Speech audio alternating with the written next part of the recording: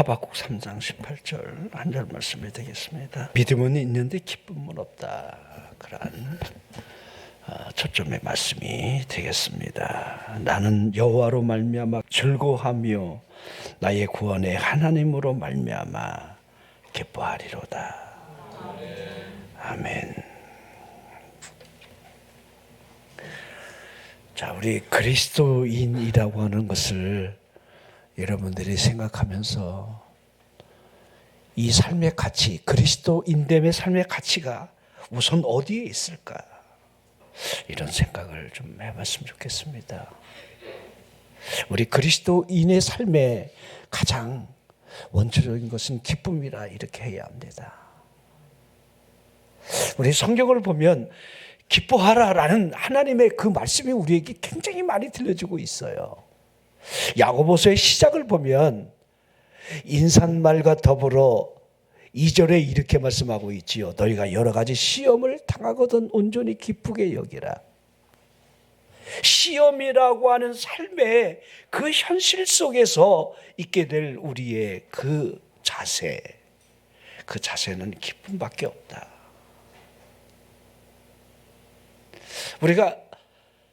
우리가 믿음으로 산다 하지만 그 믿음의 사람에게 시험이 없겠습니까? 시험이 있잖아요. 욥이 겪는 이 시험은 가히 상상하지 못할 시험이고요. 그런데 기뻐한다. 온전히 기뻐 여기라. 항상 기뻐하라. 쉬지 말고 기도하라. 범사에 감사하라. 이는 그리스도 예수 안에서 너희를 향하신 하나님의 뜻이다. 이 기쁨도 그 뜻 안에 들어있음을 우리는 잘 알게 됩니다. 자, 우리 예수님께서 신부가 신랑과 함께 있을 동안에 금식할 필요가 없다 이렇게 말씀하셨는데, 그리스도와 함께하는 그 시간이 그 삶 속에서 어찌 탄식이나 슬픔이 있겠는가라고 하는 말씀일 겁니다. 자, 감사와 기쁨을 보십시오. 두 낱말의 헬라어 어원이 똑같아요. 기쁨은 내적인 것이요, 감사는 외적인 겁니다. 기쁨은 그 내용이라 할 수 있고, 감사는 형식적인 표현이 되는 거지요. 기쁨이 없는 감사를 보십시오. 얼마나 위선이겠습니까? 마치 자신의 처세술로 지금 넘기고 있는 것과 다르지 않습니다. 진정한 의미로부터 이 기쁨 안에만 진정한 감사가 있음을 우리는 알게 됩니다. 우리가 지금 살아가는 이 세대는 기쁨이 사라졌다 해도 틀린 말이 아닐 겁니다. 적으면 모자라서 걱정이요, 많으면 지키느라 걱정을 하고 있습니다. 잃은 사람은 억울해서 기쁨이 사라지고, 얻지 못한 사람은 더 얻지 못한 것으로 말미암아 기쁨이 사라지고 있습니다. 자, 여러분들 지금 상황이 지금 이 경제적인 이 대혼란 속에 지금 우리가 좀 빠져 있습니다. 그 서학 개미들 아시죠? 개미들이 서쪽으로 가는 바람에 거기에 편성하지 못한 젊은이들이 또 많이 불안감을 느끼죠. 남들은 이렇게 벌었다는데 여러분들 지금 뭐 우리나라 증시 5천 올라간다니까 나 이거 나만 바보 되는 거 아니야? 그렇죠? 남이 얼마를 벌었다는 데에 기쁨이 사라지고, 나만 그렇게 뒤처지는 건 아닌가라고 하는 그 의미에서 기쁨이 사라지고, 요새 금땡이값 아시죠? 은은 더 말할 것도 없고, 야, 이럴 때 금 사야 돼? 아니면 나만 바보 되는 거 아니야? 수많은 정보들이 우리를 지금 계속 여러분들 기뻐할 수 없는 조건으로 우리를 몰고 가고 있습니다. 자, 그러기에 제가 기쁨이 없는 믿음, 여기다가 여러분에게 좀 초점을 맞춰서 설명을 좀 해드리고 있는 겁니다. 기쁨이 없는 믿음, 이거 어찌 정확히 말하면 짜가는 아닐까, 가짜는 아닐까. 믿음과 이 기쁨이 여러분들 이 수레바퀴에 양 두 축을 이루고 있는 겁니다. 동반자라는 거지요. 믿음이 있다라고 말을 하면서 기쁨이 없다, 이거 깊이 한번 생각해 봐야 됩니다. 얼굴에 기쁨이 사라진 채로 우중충한 얼굴로 우리가 살아간다는 이 현실이 우리에게 주는 게 무엇이겠습니까? 하나님의 은혜로 산다, 이렇게 말은 하지만은 하나님의 구원받은 자녀로 살아갑니다, 이렇게 우리가 믿습니다 말은 하지만은 정말 구원의 감격이 거짓말이 될 수 있다는 사실을 우리는 생각해 봐야 됩니다. 사도행전 2장 46절 47절 이 초대교회의 모습을 이렇게 표현하고 있는 거죠. 날마다 마음을 같이하여 성전에 모이기를 힘썼다. 자, 교회 생활을 보십시오. 은혜 생활을 보라는 거예요. 성령의 이끄심이 있는 이 현장을 이렇게 표현하고 있는 겁니다. 성전에 모이기를 힘썼다. 집에서 떡을 떼며 기쁨과 순전한 마음으로 음식을 먹고, 여러분, 떡이라는 것은 하나님의 말씀을 늘 상징하고 있는 겁니다. 하나님을 찬미했고 백성들에게 칭송을 받았고 구원받는 사람이 날마다 여러분들 늘 수밖에 없는 그 모습이 지금 은혜의 현장에 그대로 드러내 보여주고 있는 겁니다. 자, 은혜와 진리가 충만한 이 교회의 모습 안에서 딱 하나 느껴지는 게 이겁니다. 기쁨이라는 거예요. 기쁨이 막 넘쳤다는 거예요. 기쁨이.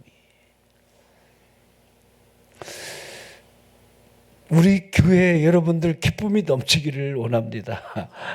여러분들이 교회에 오면 서로 얼굴을 보면서 막 기쁨이 막 넘쳐야 되는데 얼굴을 쳐다보는 순간에 서로 막 짜증이 난다고 한다면 이게 여러분 얼마나 괴로운 일이 되겠습니까? 우리 가정에서도 그렇잖아요. 그죠? 서로 얼굴을 마주 대하면 막 기쁨이 나야 되는데 얼굴을 마주보는 순간에 기쁨을 잃게 하는 촉매자가 여러분들 그 어떤 역할을 한다면 이게 얼마나 불행이겠습니까?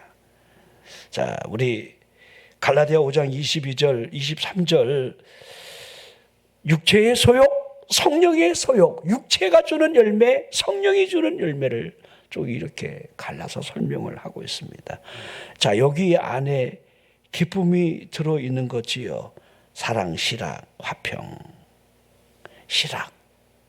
실학이 주는 결과물로 화평이 여러분들 주어진다는 사실을 보여주고 있습니다. 성령이 우리 안에 내주하시는 그 열매가 기쁨이라. 그러면 반대로 물어봐야 되겠죠. 우리 안에 믿는다라고 하는 그 외형적인 모습은 있는데 내용적인 내면에 기쁨이 없다. 성령의 열매가 내 안에 없다라고 한다면 어떤 의미가 되겠습니까? 진정한 의미에서 기쁨이 있는 사람만이 감사할 수 있고 기쁨이 있는 사람만이 진정한 봉사가 이루어지는 겁니다. 전도하는 거 여러분 기쁨이 출발 아니겠습니까? 너무 기뻐서 저 영혼을 건져내기 위해서 하나님이 내게 주신 이 사명에 불타오르는 이 기쁨이 있을 때에만 여러분들 그런 결과물을 낼 수 있다고 생각이 되어집니다. 자, 우리가 여러분들 감사에 대한 예절을 참 많이 듣기도 하고 가르침을 받기도 합니다. 감사해야 된다. 또 감사하라고 자꾸 우리가 가르치잖아요. 근데 실제적으로 중요한 이 기쁨에 대한 거, 기뻐하라는 말을 잘 하기가 참 어려워요. 여러분들이 우리 아이들한테도 막 기뻐해 이런 말들 잘 안 쓰잖아요. 이죠. 기뻐하지 않는 모습을 보면서도 너 왜 기뻐하지 않니? 이런 말을 하지 않잖아요. 잘. 쟨 원래 그래.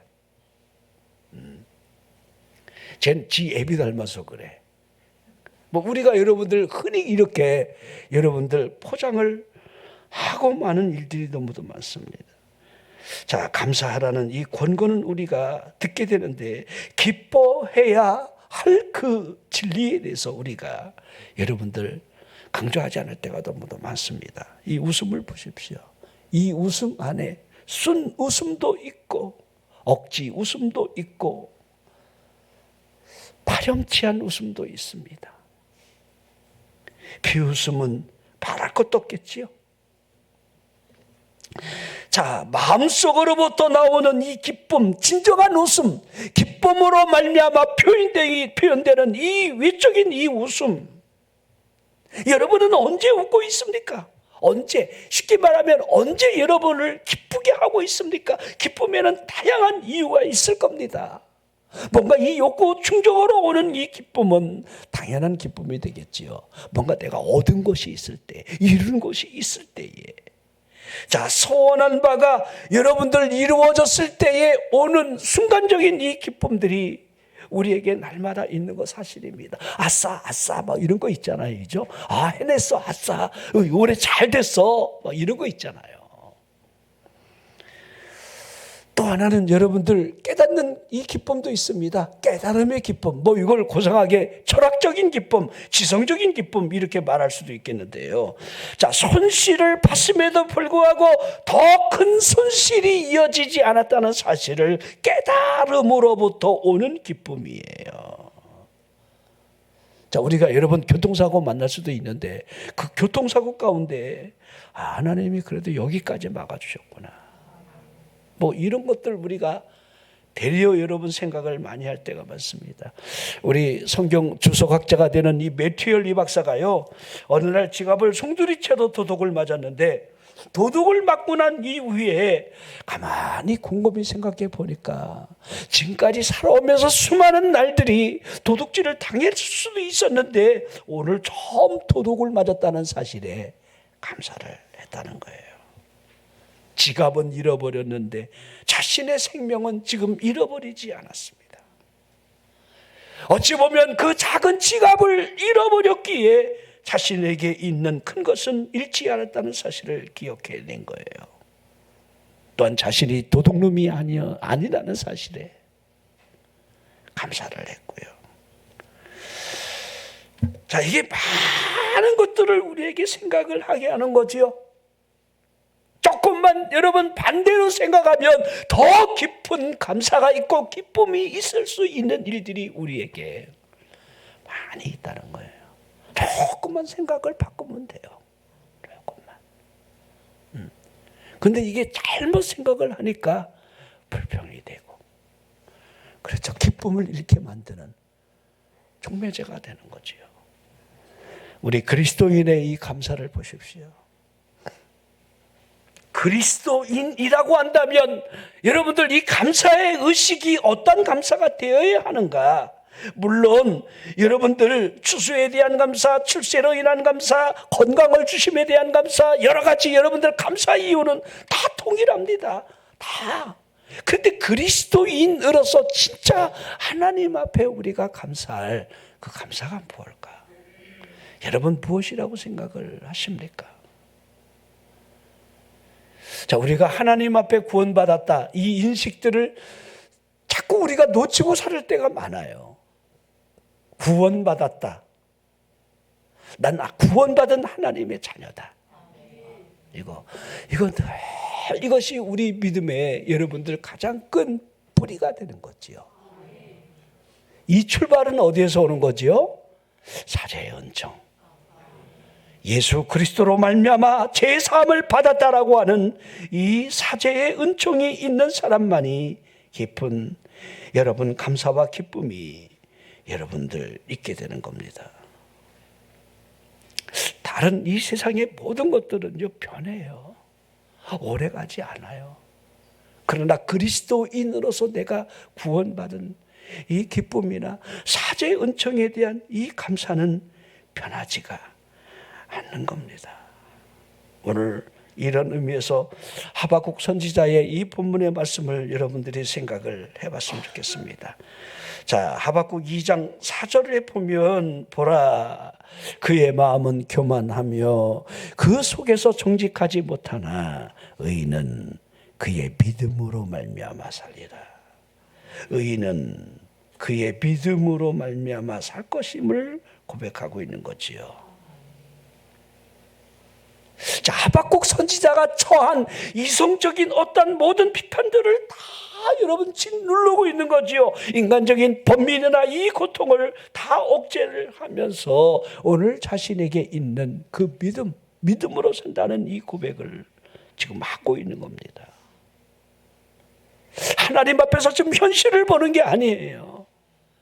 믿음으로 듣고 믿음으로 생각하고 믿음으로 보고 오직 믿음으로 깨닫고 오직 믿음에 근거하여 살 것을 설명하는 이 중심에 기쁨이 있었다는 거예요. 자, 이 절대적인 기쁨을 노래하는 이 이유가 어디에 있겠습니까? 이 무조건적인 이 기쁨을 어떻게 여러분들 이해를 해야 하겠느냐 이 말입니다. 차원이 깊은 곳으로부터 솟구쳐 나오고 있는 변하지 않는 이 기쁨은 긍정적이고 적극적인 신앙적인 여러분 이유 안에서만 찾아낼 수 있는 기쁨이라는 거예요. 이게 오늘 하박국이 주는 기쁨이에요. 우리 출애굽한 이스라엘 백성들이 하나님의 그 큰 심의 개입에 의해서 여러분들 출애굽을 하잖아요. 이제 430년 동안 애굽의 종살이로부터 그들이 나올 수 있었다는 것은 이건 하나님의 역사 아니면 안 되는 거죠. 여러분이 예수를 믿고 구원받는다? 이게 출애굽이에요. 불가능한 거. 영적으로 여러분 악한 영이 짓누르면서 구원받지 못하도록 지배를 하고 있는 이 지배력이 깨진다. 이 지배가 깨진다. 영적인 구조가 깨진다. 이거 굉장히 놀라운 일입니다. 제가 차례 시간에 계속 강조한 게 뭡니까? 여러분 사단이 하나님을 욕하게 하려고 욥을 계속해서 치고 있다는 사실을 초점을 맞추라고 그랬죠. 여기에 초점을 여러분 우리가 살아가는 모든 삶의 의미에서 여러분 진짜를 우리가 찾지 못할 때가 많아요. 진짜를 찾아내야 되는데. 자, 여러분 이 출애굽하는 이 과정도 여러분들 얼마나 힘들었겠습니까? 또한 그들이 출애굽한 이후에 바로의 군대를 여러분들 다시 마주하는 이 공포심은 얼마나 크겠습니까? 그러니까 그들 입으로부터 늘 나오는 말이 뭐래요? 이럴 줄 알았다고. 우리가 언제 가자고 그러느냐고. 애굽에 배정지가 없어서 우리를 이 광야에다가 죽이려고 하느냐고. 지금 우리가 거기서도 그냥 노예로 살다가 죽어도 되는데 왜 여기까지 끌고 와서 이 홍해 앞바다에서 우리를 죽이려고 하느냐고. 여러분들이 예수를 안 믿어도 돼요. 예수를 믿는 사람들은 예수 믿기 전의 상황을 자꾸 복귀하는 사람들이 있어요. 이게 얼마나 큰 불행한 일입니까? 자, 여러분들 출애굽기 15장 20절 21절 아론의 누이 선지자 미리암이 손에 소고를 잡으며 모든 영이들이 그를 따라 나오며 소고를 잡고 춤췄다. 미리암이 그들에게 화답하여 이르되 너희는 여호와를 찬송하라. 그는 높고 영화로우시며 말과 그 탄자를 바다에 던지셨다. 눈으로 보는 거죠. 지금 하나님이 그 백성을 홍해 안으로 이끌어들이면서 이 말과 그 탄자들을 다시 바다에 던지는 이 장면을 눈으로 보고 지금 여호와를 찬송하는 장면이 이 성가대가 그때 구성된 거죠. 미리암을 중심으로 이제 동네 여인들이 다 하나님을 찬양하는 이 장면을 우리가 그릴 수가 있는 거죠. 여러분들은 살아가면서 하나님의 그 놀라운 힘의 개입을 얼마나 느끼고 살아가고 있습니까? 하나님이 이렇게 역사하시는구나. 하나님이 보이면서 하나님 앞에 감사하면서 영광을 돌린다는 게. 자, 그들이 이제 여러분 가나안 땅을 향해서 가는 그 여정에 이제 광야길에서 사흘 동안 물이 없을 때에 그들이 원망을 하지요. 이 수르 광야로 들어간 이 3일 만에 그들이 고통스러운 것은 맞겠지만은 얼마나 그들이 그 시련을 이겨내지 못했다는 사실을 보여주고 똑같아요. 우리가요, 우리 삶에 이게 순간순간 부딪히는 이 과정 속에서 정말 하나님을 보느냐, 이게 굉장히 중요한 것 같아요. 출애굽기 15장 24절 한 절이 딱 나와 있죠. 원망했다. 마실 거 내놔라, 그 말이죠. 그러면서 우리가 잘 아는 마라의 현장을 우리들이 보게 되는 거고, 이 사이클이 항상 우리 삶에 있을 수 있어요. 우리가 살아가는 삶이 이스라엘 백성들의 현장하고 다르지 않습니다. 어떨 때는 막 하나님의 힘의 계임을 느끼면서 막 기뻐하고 즐거워하다가 어떨 때는 삶의 현장이 주는 그 괴로움으로 말미암아 여러분들 막 낙심이 되고 좌절을 하게 되고, 그런 것들이 우리에게 연속으로 있을 수 있다는 사실을 이제 알 수가 있습니다. 자, 홍해 기적으로 감사를 드렸던 이 감사가 사흘 만에 원망으로 바뀌는 장면을 읽은 거지요. 엘림을 떠나 시내산 사이에 있는 신광야에 이를 때에, 그때가 애굽에서 나온 둘째 달 15일, 2달 반이 지났다는 거예요. 자, 출애기 16장 3절, 이스라엘 자손이 그들에게 이르되 우리가 애굽 땅에서 고기 가마 곁에 앉아 있던 때와 떡을 배불리 먹던 때에 여호와의 손에 죽었더라면 좋았을 것을. 너희가 이 광야로 우리를 인도해 내어 이 온 회중이 주려 죽게 하는도다.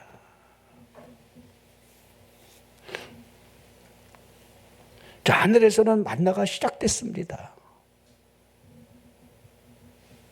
만나는 가시아와 같고 그냥 걷어들여서 그것을 삶아 먹고 볶아 먹고 지져 먹고 아멘할 때까지 먹고 이렇게 그 만나를 여러분들 계속 만나만 먹었으니까 여러분 생각해 보세요. 광야에서 무슨 먹을 게 어디 있겠습니까? 그 사막에서 살아난다는 게 기적이지요.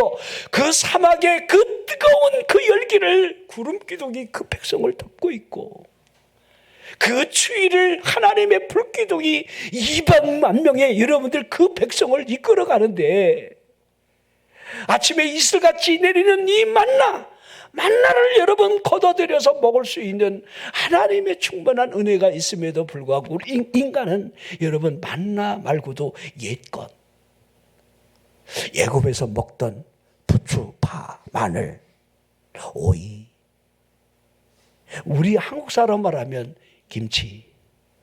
그러죠. 그 김치 생각이 그래. 고추장. 고추장 없이 여러분들 뭐 다른 거 한번 생각해 보세요. 이죠? 스파게티 매일 먹는다고 생각해 봐.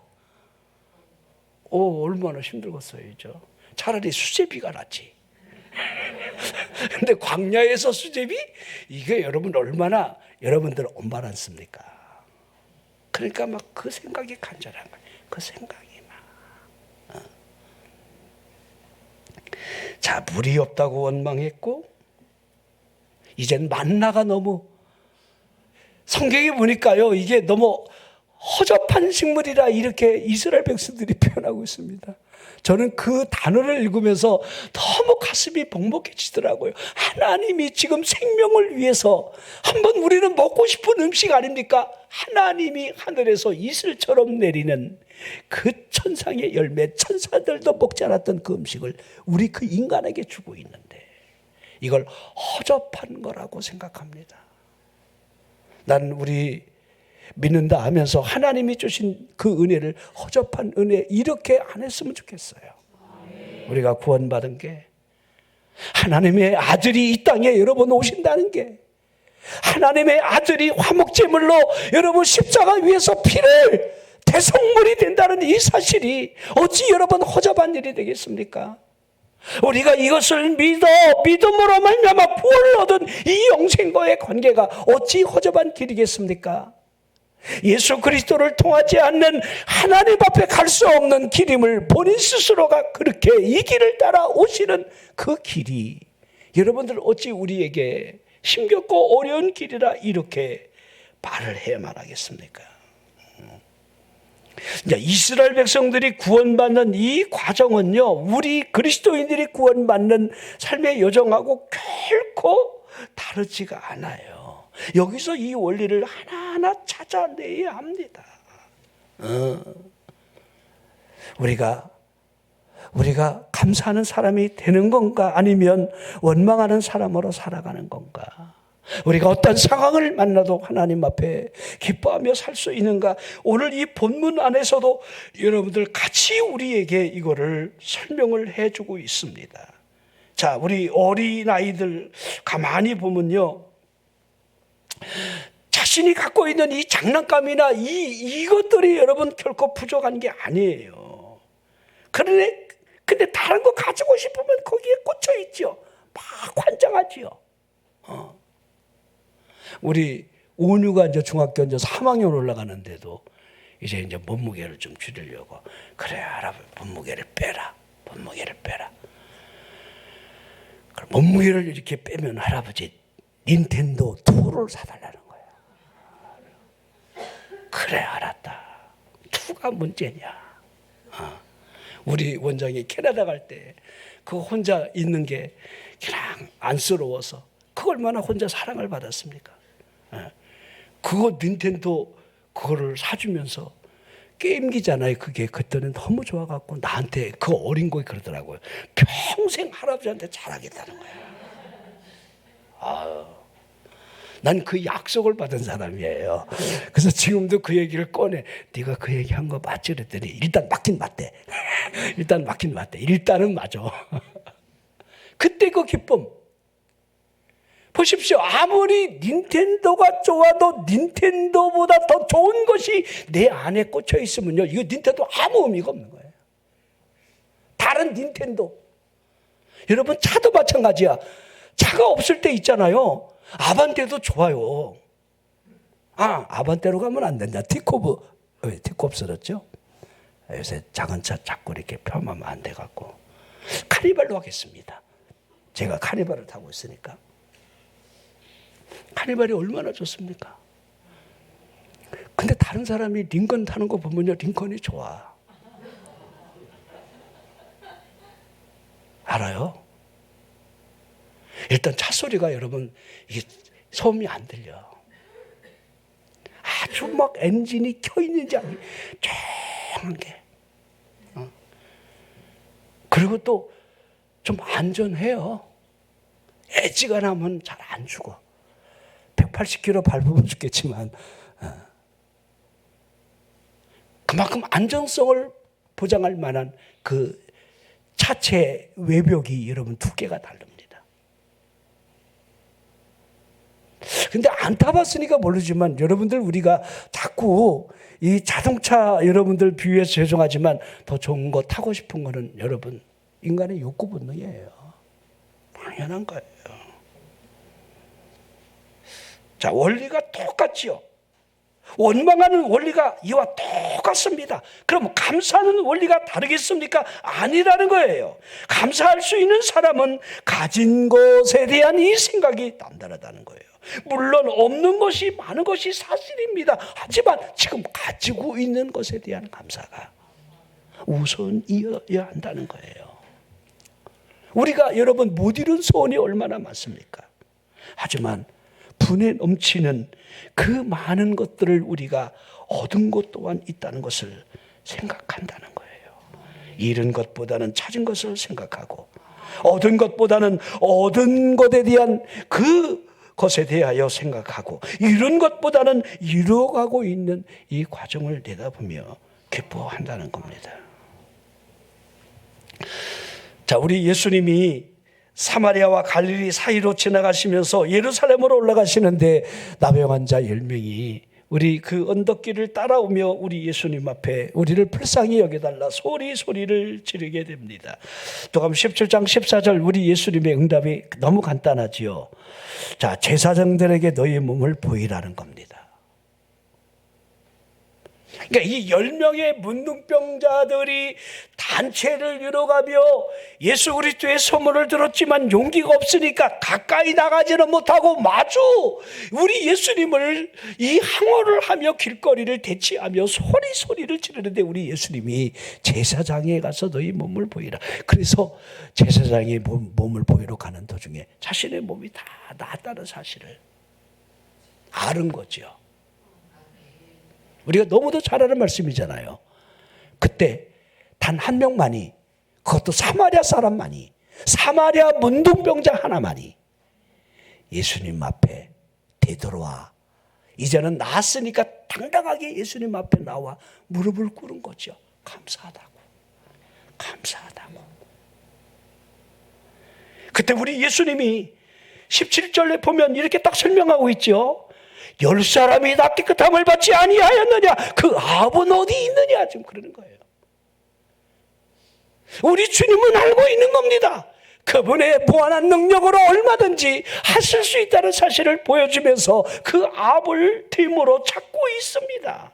여러분, 이 말씀을 우리들이 잘 뒤돌아봐야 돼요. 이거 우리를 향한 주의 여러분 책망의 말씀이 될 수도 있다는 거예요. 너는 어느 쪽에 있느냐? 그 아합은 어디 갔느냐? 내가 내게 준 은혜가 어떠함을 기억하지 못하느냐? 여러분, 우리가 정말 하나님 앞에 어떠한 자세로 우리가 살아가느냐가 여기에 답이 있는 거예요. 사건 속에서 얼마나 믿음으로 생각하느냐에 따라 여러분 달라진다는 것을 보여주고 있는 겁니다. 오늘 본문 이 한 절 아닙니까? 나는 여호와로 인하여 즐거워한다. 이거 한 절입니다. 이 하박국 선지자가 하는 이 고백이, 이게 얼마나 주관적인 말입니까? 나는, 이건 객관적인 거 아니에요. 자신의 주관적인 고백이에요. 다른 사람이 어떻게 생각하든지 신경 안 쓴다. 나는. 여러분, 믿음이라는 것은요, 나는에서부터 시작되는 거예요. 누가 믿으라고 해서 믿는 게 아니에요. 우리 감독이 믿으라니까 내가 믿어야지, 이게 아니야. 감독이 믿으라 하든 말든 나는. 말씀이 정말 그러하네. 이렇게까지 가려면 시간이 많이 걸리겠지만은 쉽지는 않겠지만은 여러분 생각해 보십시오. 다른 사람을 왜 비교합니까? 다른 사람을 왜 자꾸 쳐다봅니까? 여러분의 지닌 믿음은 여러분의 것이요, 나는이라고 하는 이 신앙 고백 터전 위에서 여러분의 삶이 믿음이 움직여진다, 이렇게 해야 합니다. 이게 굉장히 중요해요. 은혜는 주관적인 겁니다. 은혜는 나의 일직선 위에 있다는 사실을 잊으면 안 돼요. 받은 바 은혜에 대해서 다른 사람이 어떻게 생각하느냐, 이거 전혀 신경 쓸 이유가 없는 거예요. 내게 주신 은혜만 기억해내는 사람만이 기뻐할 수 있다는 겁니다. 내게 주신 은혜, 내게. 다른 사람 신경 쓸 게 뭐 있습니까? 다른 사람 말에 여러분 귀 기울일 이유가 어디에 있습니까? 지금 하박국 선지자를 보십시오. 지금 이 국가적인 그 심각한 상황에 여러분 원수들이 쳐들어오고 있는 이 상황 앞에서 이 글을 쓰고 있는 거예요. 이 고백을 하고 있는 거예요. 만약 여러분 우크라이나 전장에서 한 병사가 그 사이에서 여러분들 막 자신의 이 글을 막 여러분들 쓰고 있는 것 같아요. 하박국 3장 16절, 내가 들었으므로 지금 이 전쟁의 소식을 듣고 있는 거예요. 지금 국가적인 재난과 위기가 지금 앞에 지금 펼쳐지고 있는 걸 듣고 있는 거예요. 내 창자가 흔들릴 정도로 얼마나 고통스러워. 그 목소리로 말미암아 내 입술이 떨리고 무리가 우리를 치러 올라오는 환난 날을 내가 지금 기다리고 있다는 거예요. 그것으로 인하여 썩이는 것이 내 뼈에 들어오고 내 몸이 내 처소에서 떨리는 상황으로부터의 여러분들 이 모습이에요. 자, 큰 환난이 지금 온다는 사실을 지금 예견하고 있습니다. 그 환난이 하나님의 심판이라는 사실을 모르는 바가 아닙니다. 이스라엘 백성들이 하나님 앞에 범죄함으로 말미암아 하나님의 심판이 도래하고 있다는 사실을 지금 여러분 모르는 바가 아닙니다. 그러나 심판만 지금 바라보는 것이 아니라는 겁니다. 하나님의 진노 속 안에 들어있는 하나님의 구원, 이 구원을 지금 바라보고 있는 거예요. 자, 우리 하박국 선지자 앞에는 실패, 좌절, 모순, 암담함, 이게 다 지금 섞여 있습니다. 회한도 있고, 그때 내가 선지자의 사명을 다하지 못한 것도 있을 거고, 그 동시에 하나님의 약속된 이 미래를 쳐다보고 있다는 것, 현실에 대한 납득이 되지 않는 날지라도 하나님께서 하시고자 하는 그 일들이 앞으로 어떻게 전개됨을 그런 내다보고 기뻐했다는 겁니다. 지금 우리가 아무래 하는 일들이 앞으로 계속 올 수도 있는데 하나님께서 어떻게 이끌어 가시는지를 내다볼 수 있느냐. 여러분, 우리가 말세지만 말세에서도 끝에 우리가 벼랑 끝에 지금 서 있는 그런 상황 속에 살아가고 있습니다. 우리 똑똑한 아파트 한 채를 한 5년 전에 연끌하다시피 여러분들 그 시기가 여러분 2% 정도 내에 이자가 여러분들 이제 5년을 도래해서 이게 끝이 납니다.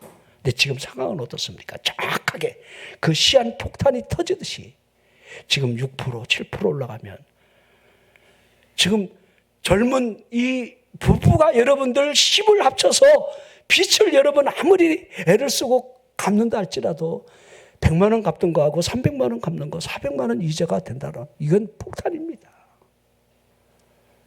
지금 정부가 갖고 있는 이제 6월부터인가요? 이제 한 가구도 보유세 세 주고 딴 데로 가는 사람은 세금 폭탄 때리겠다는 겁니다. 지금 다 계속 지금 암울한 일들이 계속. 인플레이션이 왜 무섭습니까? 짜장면 5,000원에 먹던 게 10,000원 이상 올라가니까 문제예요. 그러면 내가 갖고 있는 돈이 아무리 많아도 휴지 조각이 되는 거예요. 그렇죠?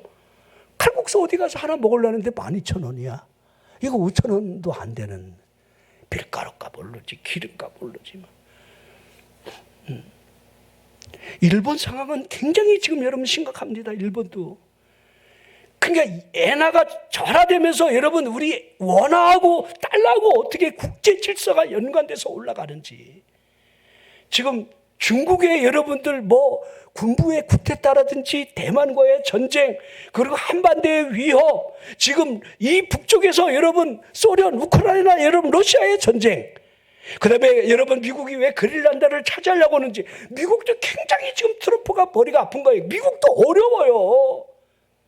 그 어려운 경제 문제를 여러분들 이 자꾸 이게 세금 폭탄을 통해서 지금 커버해 가려고 그러는 거예요. 그 남미 쪽에 있는 남의 나라를 왜 이런 대통령을 끌고 갑니까?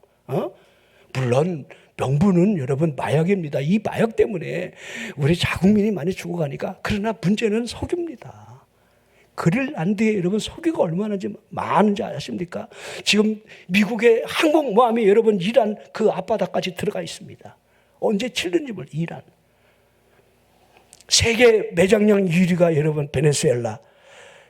그 다음에 2위가 여러분들 1위가 미국이라고 그러더라고요. 2위가 베네수엘라. 3위가 이란입니다. 이 석유 패권을 보십시오. 세계가 지금 이루어지는 모든 일들을. 자, 인플레이션 일어나고 여러분들 이 원달러 이에 대한 여러분 모든 일들이 변화가 우리 삶에 직격탄을 때리고 있는 겁니다. 밀가루 값도 올라가지. 당장 여러분 끌고 다니는 차의 기름값 이거 뭐 상상 앞설 정도로 여러분들 이렇게 변화가 일어나고 있습니다. 제가 이 말씀을 왜 드리냐면 여러분들이 이거 위기가 오겠구나 이런 인식을 갖는 게 아니라 하나님이 어떻게 하실까 믿음으로 하나님이 하신다는 것을 내다보며 지금 하박국 선지자가 지금 그와 같은 고백을 지금 하고 있는 거예요. 자, 오늘 이 본문 말씀 안에 있는 이 글귀 중에 정말 그의 감격스러운 고백을 여기서 우리는 찾아보는 거지요. 나는 여호와로 말미암아 즐거워하며 나의 구원의 하나님으로 말미암아 기뻐한다. 나는 여호와로 말미암아 즐거워하고 나의 구원의 하나님으로 말미암아 기뻐하겠다. 어떤 상황이 오든 하나님 때문에 나는 기뻐하고 즐거워할 거다. 어떤 일이 전개된다 할지라도 나는 내가 믿는 이 믿음 안에서 주님 안에서 나는 기뻐하고 즐거워할 것이다. 이런 것들이 여러분들 1년 동안 계속 우리를 유지하게 만들어야 돼요.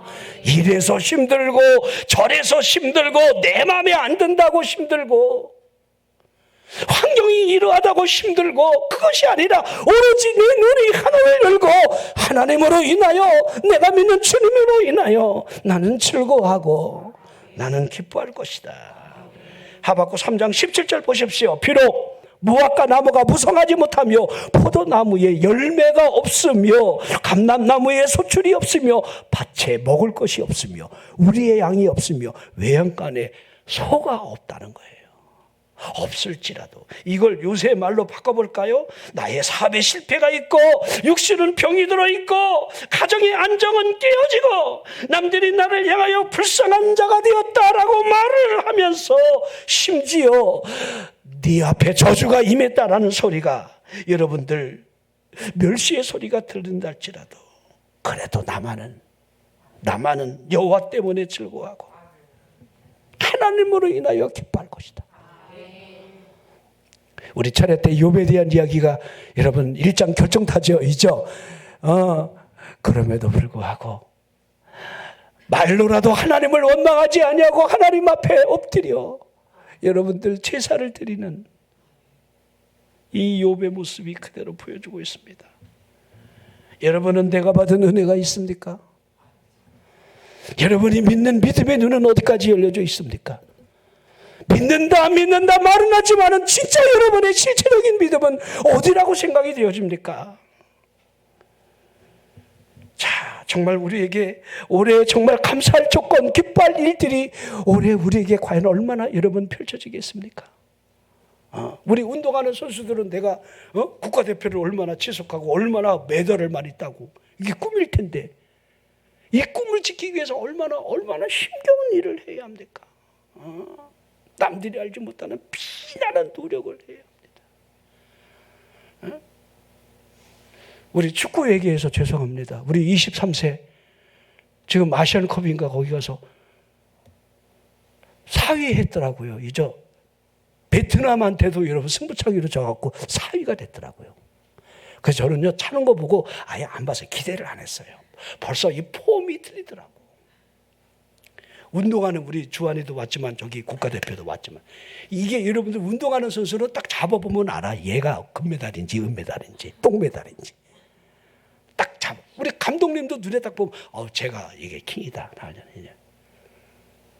아니 아무리 여러분들 우리 한국 축구가 여러분 못해도 동남아시아에서 베트남한테 진다는 게 이게 감독 빨리 그만둬야죠.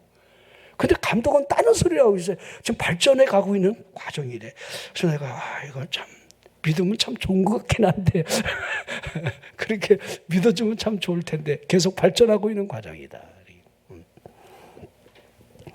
그러니까 여러분들이 올해 살아가면서 어떤 일들이 우리에게 가장 관심사가 될는지 모르지만은 제가 말씀드린 부분은 그런 여타의 모든 것들은 다 접어두고 오로지 하나님만 보여지기를 바랍니다. 하나님이 하실 것이다. 하나님으로 인하여 난 즐거워하고 하나님으로 인하여 난 기뻐하고 이게 답이 하나지요. 예배의 성공자. 예배에 답이 있다는 거. 주님 안에 답이 있다는 거. 그런 사람만이 무릎을 꿇을 수 있고 그 약된 무릎을 한 사람만이 인생의 진정한 성공자가 된다는 사실을 우리에게 보여주고 있습니다. 여배 있네. 우리가 할 수 있겠습니까? 우리 이게 관건이 될 텐데. 엘리야의 기도. 이게 야고보서가 여러분 시험에 대한 기쁨에 대한 이 결론을 5장에서 그렇게 두 가지로 연결을 시켜 놓고 있는 겁니다. 제가 여러분에게 그걸 말씀드리는 거예요. 기쁨은 인내에 있다. 인내. 신앙에 인내. 또한 엘리야의 여러분들 천국 열쇠 기도하는 사람에게 답이 있다. 그런 사람만이 하나님이 보이고 하늘의 응답이 있다는 거. 하늘이 닫히는데 어떨 거예요? 다시 기도할 때 하늘이 열리는데 어떡할 거예요? 예? 제가 여러분들 몸에 베는 시기 이스라엘 백성들이 여러분 이제 제2의 가나안 땅을 들어가기 위해서 여호수아와 더불어서 여러분 이 요단강을 건너가는 이 장면이 이 모맥을 베는 시기, 다시 말하면 가장 우기철이라는 거예요. 요단강의 언덕까지 물이 철철 넘치는 그 시기에 제사장이 여러분 법궤를 앞세워서 그 요단강 물을 밟는 대로 물이 갈라지는 일들이 일어나는 거죠. 그러니까 여러분 우리가 생각할 때 이렇게 막 물이 많은데 다음에 건너가자 우리 그러잖아요. 이제 여러분들이 뭘 하나 계획하면 지금 상황이 어려워 막 그러잖아요. 믿음이 없어서 그래요. 여러분 믿음으로 생각하고 믿음으로 바라보고 믿음으로 여러분들이 하나님의 말씀이 우리를 이끄는 대로 감이 있느냐. 이게 가장 중요하다는 거예요. 그게 무슨 의미가 있습니까? 강물이 넘치든 말든 하나님이 하신다는데 이런 은혜가 있기를 주 이름으로 축원합니다.